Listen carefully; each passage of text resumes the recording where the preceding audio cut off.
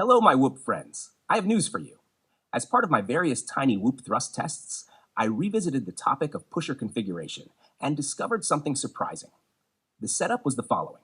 I converted my Air65 Race tiny Whoop, which I already know from various thrust tests produces a maximum static thrust of around 127 grams, into a pusher configuration.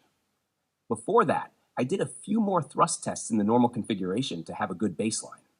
Then in the pusher configuration, I repeated the exact same thrust tests with the exact same electronics, the exact same propellers, the exact same Lava 2 3 mAh 95C lipo battery, and on the same day. In these thrust tests, it turned out that the pusher version produced over 8 grams more maximum thrust, meaning 135 grams of maximum static thrust. That is more than 6% more maximum thrust. And the sustained thrust results were not much different either, with over 7 grams more thrust. I could hardly believe it. Just imagine, friends, that is the weight of 4 additional tiny Whoop pinch cameras. That is not bad at all. Of course, a pusher also has disadvantages. And this does not mean that this will become the new standard for tiny Whoops, but experimenting with it is probably worthwhile. To be more certain, I repeated the thrust tests several times. And I also measured the flight times, which were also higher in the pusher configuration. I tested the flight times with 2 tiny Whoops, because at first I thought maybe the motor bearings were making the difference. But that does not seem to make any difference. I am really surprised by the test results, and I'm glad that I did the tests. I cannot fully explain the results. The motor bearings cannot be the reason, and whether the propellers were mounted all the way down to the motor bell or flush with the end of the motor shaft also does not seem to have any effect. Maybe in the pusher configuration, the motor bell is pressed against the stator, and maybe that is better for the magnetic field. Another reason could be the modern 65mm frames with fewer duct struts, low weight, and large duct diameter. I do not know, friends. I only know that in my tests, there was a clear tendency showing that the pusher configuration is more efficient than the normal puller configuration in the sub-18 dry tiny Whoop class. I summarized the results of all thrust tests for you in one image. By the way, there is also an elite class tiny Whoop pilot named Hyper FPV who built a sub-15 gram 65mm pusher race Whoop and, as far as I know, also raced with it. At least it seems that way. In any case, it is worth revisiting the topic of pusher configuration in the 65mm Whoop category. I do not know when I will have time for it, but I hope some of you have the time and motivation to experiment with 65mm pusher configurations. I think every tiny Whoop size has to be evaluated separately. With lightweight modern 65mm tiny Whoops, the pusher configuration seems to be more efficient and leads to more static thrust and longer hover flight times. But in the 75mm Whoop class, this could be different again. Maybe it also depends on the disc loading of a tiny Whoop. A lightweight modern 75mm Whoop like the Air65 II from Beta FPV might also benefit from the pusher configuration. We will see. I wish you good flights, my Whoop friends. Happy flying.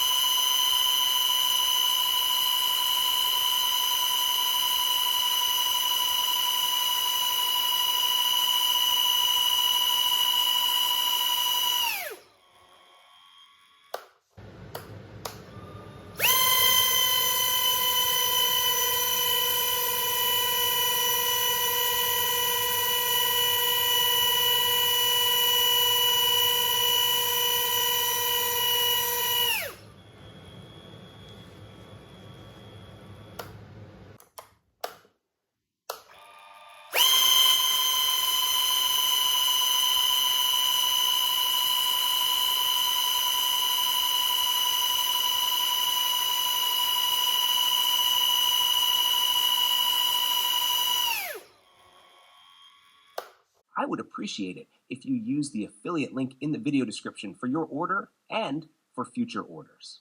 And if you would like to support my work further, I would appreciate a small donation on Ko-fi.com. The link is also in the video description. Thank you very much for your support, my Whoop friends.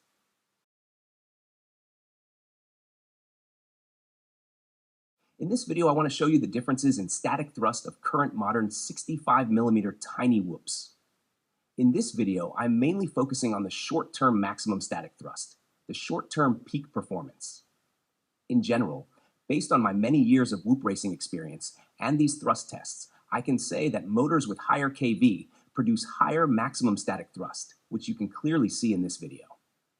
Especially in combination with 12-amp ESCs or 18A ESCs, motor wires soldered directly to the solder pads of the flight controller, and an AWG20 main power wire. I have made separate videos about the topic of the AWG20 main power wire and also about soldering the motor wires directly, which you can find on this YouTube channel. Use the channel search function as well as the playlists. Make sure to search this channel if you need more information about tiny whoops. There is a lot there. You just have to find it. In general, I can say that tiny whoops with high kV motors feel more powerful. The flight feel is a bit more direct and more snappy. Especially the throttle also feels more direct and aggressive. I hope these thrust tests help to make that a bit more visible, or at least more believable, for pilots who do not yet have much experience. The short-term maximum torque and power of motors with high kV are definitely greater than those of motors with lower kV. Unfortunately, the myth has existed for a long time that the torque of electric motors is not dependent on kV. That is probably true if the motor receives a constant voltage and unlimited current. But in reality, the voltage is not constant because lipo batteries can only deliver a limited current and have a certain internal resistance. The biggest bottleneck in modern racing tiny whoops is definitely the performance capability of the lipo batteries. If you have seen my video comparison and thrust test, Tatu lipo versus Lava 2 lipo, then you already know that the Beta FPV Lava 2 lipos have the highest real-life C rate, respectively current capability, of all modern small 1S lipos. And even with the Lava 2 lipos, the lipo is still the biggest bottleneck of the system. An electric drive system in reality is always a combination of several components.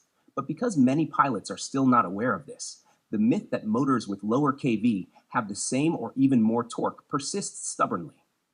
And that is definitely not true. Maybe a tiny bit more torque at very low RPM, but definitely not at higher RPM and not overall.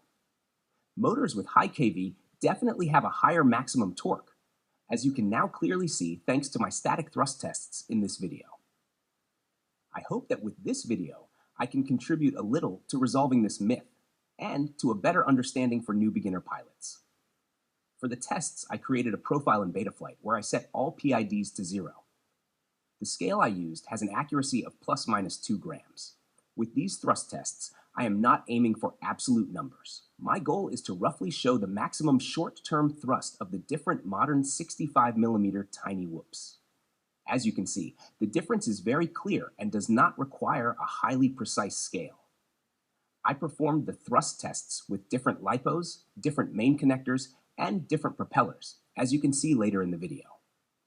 With the tiny whoops that have high kV, I stopped or interrupted the thrust test so that the voltage would not fall below 3 volts, which would damage the lipo. That is also something that many people do not know or do not pay attention to, even though some manufacturers like Tatu state it very clearly in the information about their lipos. I hope you can learn something from this video, and if so, I would appreciate your support for this YouTube channel. Whether that is through a small donation on my Ko-Fi.com website, using my affiliate links in the video description of this video, or leaving a comment and a like. I only do these tests to a limited extent for myself. I mainly do them for you, and it is a lot of work. If you want me to continue this work, then give me a sign. Thank you very much in advance. Now I wish you a lot of fun with the video. Pay attention to and use the chapters. Stay tuned for future videos and check out my many tutorials on this YouTube channel, into which I have invested a lot of work. Happy flying, my whoop friends!